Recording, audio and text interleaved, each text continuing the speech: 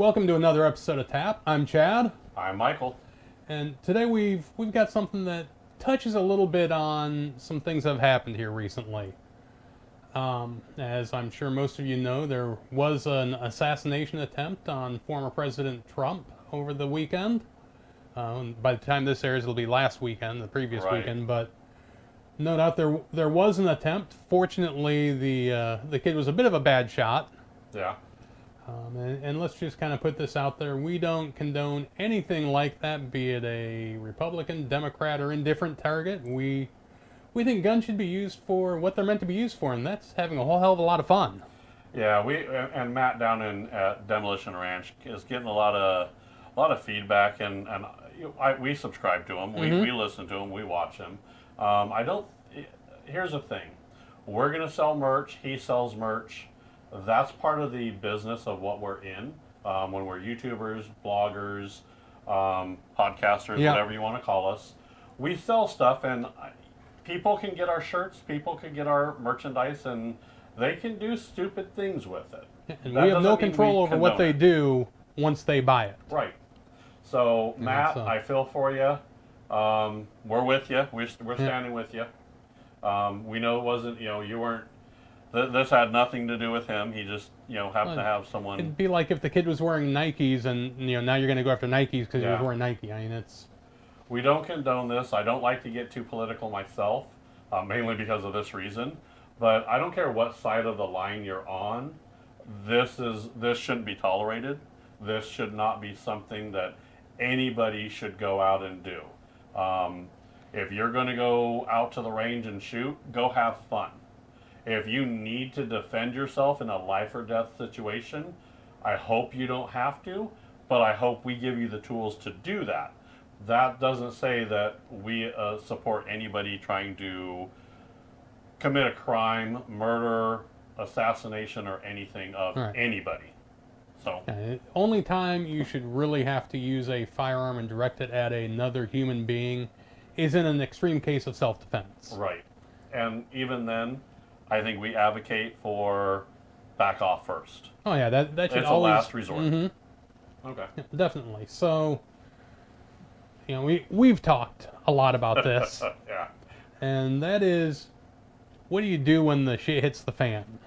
Yeah. And what do you take with you? And this is going to be strictly firearms, because there's a lot of stuff that you want to take with you that it falls outside the realm of the pew pew world. Oh, yeah. But we're talking about shit hits the fan, and you need to go to the safe cabinet, wherever it is that you store things, and grab what you can before you take off.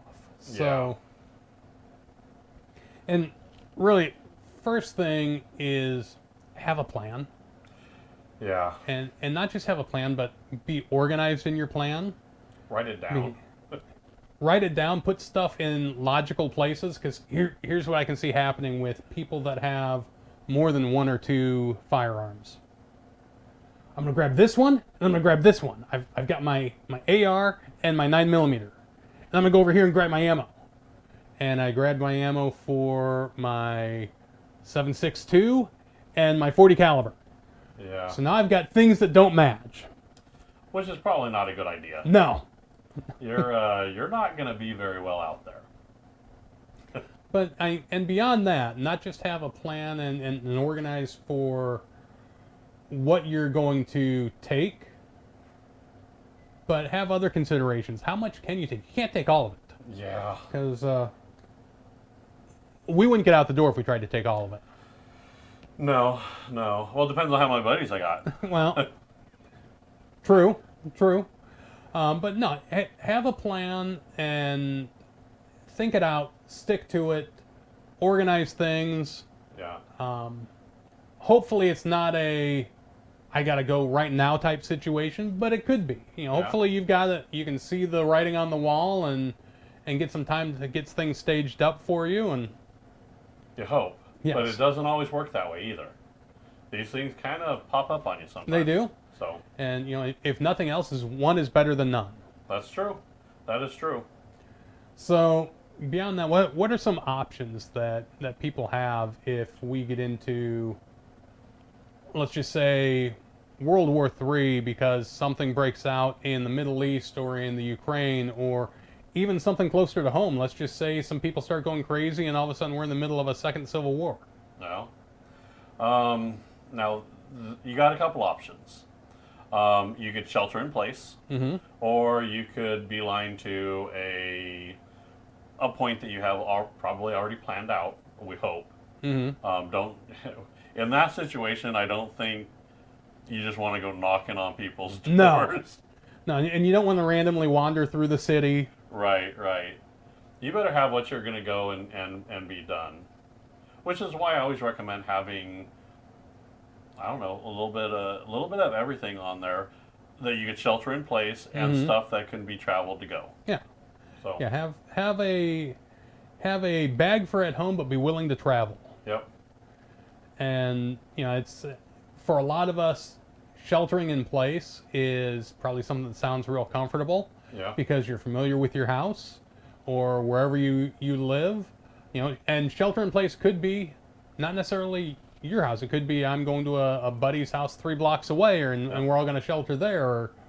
But the thing that you have to take into account with shelter in place is how defendable are you? True. True.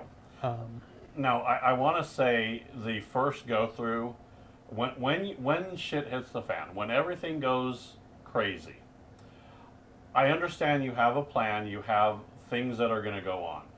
Your first thing should be shelter in place, and I don't care if it's for 5 minutes or 5 hours or 5 days. You need to sit down and you need to think about what needs to happen.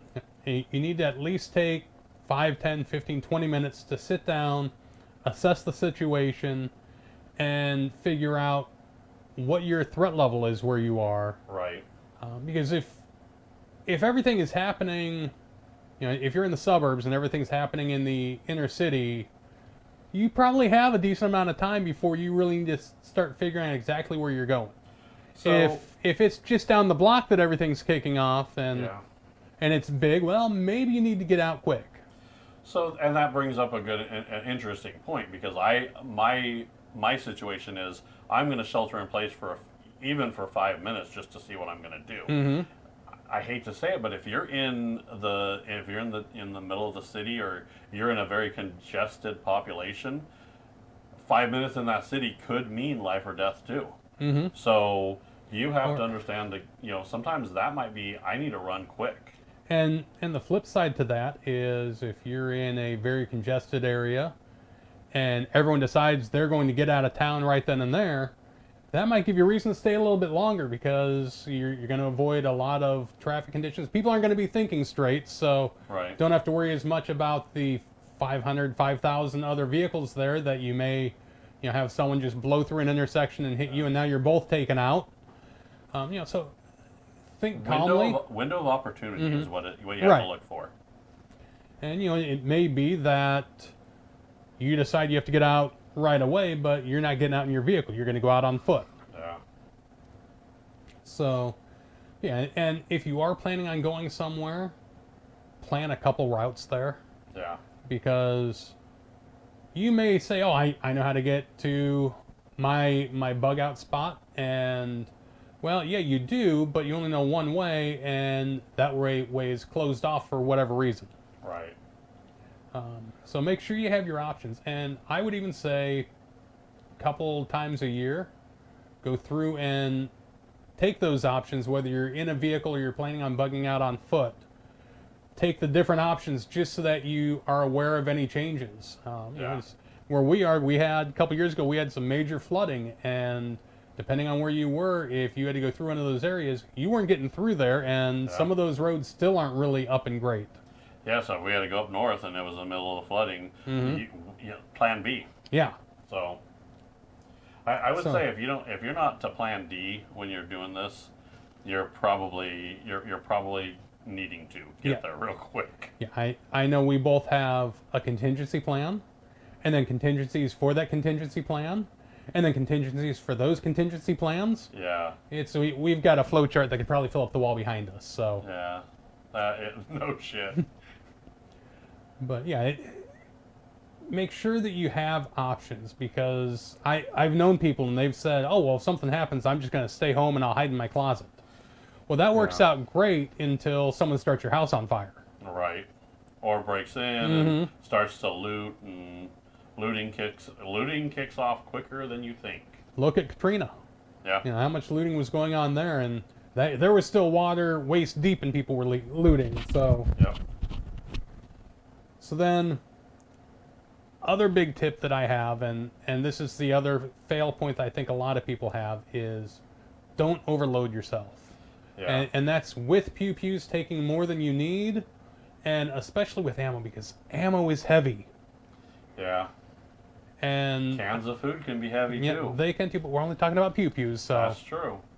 But look at what you're planning to take, and if you're bugging out in a vehicle, you can definitely take more because you've got that vehicle to carry the weight. Right. But if you're going on foot, don't think that you're going to take, oh, I'm going to take my 9mm, I'm going to take 1,000 rounds for that, and I'm going to take my shotgun with 250 rounds for that, and I'm going to take my long rifle and a couple hundred rounds for that. You know, all of a sudden you've got 100 plus pounds potentially in weight just in your ammo. Yeah. Which is not going to help very well. So, No. I want to say, even if you're going to decide to get like one of those little pull behind wagons or something, you can get them. They're pretty cheap. It can hold a lot of weight. So if you're taking a few things, you could probably throw it in the wagon. You're going to want something on you and strapped, Yes. just in case someone tries to yank that wagon or take it from you. Well, and even with that, depending on where you live, the terrain could be rough, or you could be, in an area where you're going up a lot of hills. Do you really want to pull all that extra weight? That's true. So, Decisions. and I would say, at least for me, and we'll get into what I would want to be taking with me in a moment here, but for me, I'm probably going to narrow it down to, in a situation where I'm on foot, 2 different firearms. So I'm going to have a rifle of some sort and a handgun of some sort. Yep. And, make sure that I've got sufficient ammunition for both of them, but not so much that it's weighing me down. Right. I won't give you my magic numbers, but I've got an idea. And I hate to say this to you, but cat people in a shit hit the fan world, you're going to have to let that cat out and let it go. Yep. My dog people, if you got a big enough dog and you have a vest for them, they can actually help carry the load. Mm-hmm. I will tell you, I have a rig for both my girls, and they could actually I could strap a firearm on there. Oh yeah, definitely. And If there you nothing go. else, you've got 2 stout girls. They can carry some decent weight. Oh yeah. And I've got one for my larger dog too, and Yep. they'll be working real quick. Right. Now, if you got a Chihuahua, well, I guess a Derringer would work. Yeah, my little dog will be nothing but an annoyance probably. Right. But, so let's get into what I've really wanted to get into is the good stuff. yes, our top 5, and we're not going to get into specifics of, well, I'm going to take this Glock and I'm going to take my 6.5 Creedmoor, just the type of loadout that you would want to take and we'll say that you can go into the vehicle so you can take more than just the rifle and a sidearm. Okay. So your top 5. Okay. And I know I said before the show we were talking a little bit about this, and I kind of rattled off what I thought, and now that I've had more time to think about it, I've actually reevaluated what I would take. So I think you might have moved more over to what I was thinking. No, Okay. I'm completely opposite direction as you are. So I would probably, to start off with, I'm going to carry 2 handguns. Okay. You have a main and a backup. I would like them both in 9mm. Okay. And I will agree with you on I wouldn't take 2 handguns. I would take a good reliable handgun. Okay. 9mm would be my preferred choice, just because the ammunition for that is abundant. Right. Short of that, I'd probably fall back to 45 or to 40 caliber. Right. I can see that, and then from there, I would go with. Originally, I was thinking like an AR-15 or something like that, but I have a high point carbine 9mm. That would be good for clearing buildings. It's going to get a little bit longer range than the 9mm. It is in 9mm. Than the handgun. And then the handgun. Mm-hmm. It's already in 9mm, so I don't have to carry extra rounds with that. Right, not a different ammo type that you have to carry. Correct. So I'm kind of keeping all 9mm there. Okay. And then I would have to say a 22 rifle. Mm-hmm. It's light, it's easy, it's a little plinker. If I need to go hunt rabbits or squirrel Right. or something, that'd be great. It's a varmint gun. And then I'd have to go with a 308. Okay. So something longer range. AR-10. Okay. Yeah, I can respect that. I'm a little bit different but the same. Like I Okay. said, I would take one handgun, Okay. preferably 9mm, if not my 40 caliber. Okay. I would take the AR. Would you? I would, just because to me, it'd be worth the weight in a different type of ammo. Okay. And really, when it comes down to it, it's not so much weight because you're still going to be carrying around ammunition for the both. It's just a different type of ammo. Right. But to me, it makes sense just because, to me, the AR in 223, 556 is the jack of all trades. I agree. You can do just about anything with it. If I need to reach out to 300, 400, 500 yards, I can do that with a 223. Yep. If I need to go in and clear a house because we're going to use it for shelter and I want to make sure there's no one in it, I can use the AR for that. Yeah. If I need to plink a squirrel or a rabbit, I can use it for that. If I want to do something a little bit bigger, I can use it for that. There's coyotes around and I need to get rid of a couple of them or scare them off. AR is great for that. So to me, it's just really the jack of all trades go to. Yeah. And I'm going to get longer range than that high point if I need to. That's true. You're gonna have the AR is gonna have a lot more range than the high point I have. I think that I was gonna rely on the AR-10 to reach out and touch someone or get a little further. I've got that covered too. I get that too. I keep going back and forth. I said it and I don't know. And then since we're taking a vehicle, that puts me up to 2. So I'll agree with you on the 22. To me, 22 is a great rifle to have for plinking, for small game, even for self-defense. It's a good weapon. Yeah. I mean, you can take someone out with a 22. It's little like a little ping pong ball inside someone. And for the weight per round is really good. Oh yeah, yeah. They weigh nothing. So and there's a lot of those rounds out there. Yeah.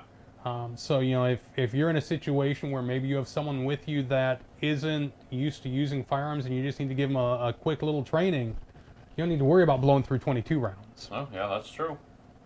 So that's 3. 4 would be a shotgun of some sort. Probably pump action, although I've got an AR style that wouldn't be bad to take either. Yeah. But one of those, just because, again, I'm looking at versatility. Yeah. I can load it up with birdshot for if I need it to take down some birds, or if I want to use it more for small game that's on the ground. I can load it up with buckshot or slugs for, if I want to use it for more of a defense, or slugs even if I want to go take down a deer with it. Right. And then last but not least, I'm with you on the long range rifle. I would definitely take a long range rifle. For me, as much as I like 308s and the AR-10, I would go something true long range rifle, and I would take my 6.5 Creedmoor, which eventually everyone will get to see. I'll bring it into the studio sometime, and when we have a little bit more room, because it's a big one. Yeah. But that is, that's a round that is easily accurate, 1,000 yards plus. You can take them out to a mile pretty easy and still be accurate with it. But yeah, that would be my long range standoff type weapon. My problem that you're not going to have is I'm going to have 5 different types of ammo. Yeah. I'm running 3. Right. So. But to me, again, if I'm taking a vehicle, the trade-off is kind of there. Especially because my 9mm, my 22, and my AR are all going to have ammunition that is plentiful and should be easy to find if I need to. And Right. for that matter, really the 12 gauge shotgun would be too. Yeah. The only thing I might run into issues with is my 6.5 Creedmoor, which is why I stock up on it. Yeah. And shotguns are heavy, and Mhm. shotgun shells are big. So, Yes. Um, And if I had to leave something, that would probably be the first one that I dropped off, just because of how heavy a shotgun is in and of itself, and then Yeah. how heavy the shells are. If it came down to leaving on foot and I was doing that, it'd be either the 9mm or the 40 caliber, whichever one I could get to easiest, and my AR.